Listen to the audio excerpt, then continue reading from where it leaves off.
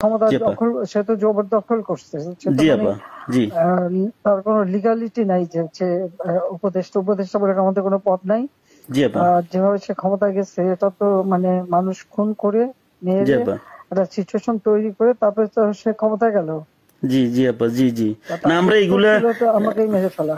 জি আপা আমি আমরা জানি এগুলা না ঘটনা এগুলা থেকে আমরা ইউরোপিয়ান পার্লামেন্টকে জানাবো এটি তো জানাচ্ছিও। আর তাছাড়া আমি তো পদত্যাগ করি নাই।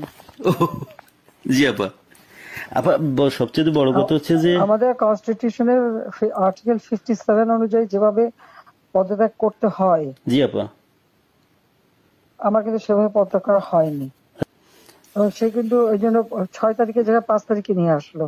জি আর 5 তারিখে নিয়ে আসার ফলে আমার আমার পক্ষে তখন এমন ভাবে চারিদিকে লোক ঘেরাও, আমি দেখলাম যে এখন যদি ফায়ার ওপেন করে আমার এখানে সিকিউরিটি, তাহলে শত শত লোকের লাশ পড়বে।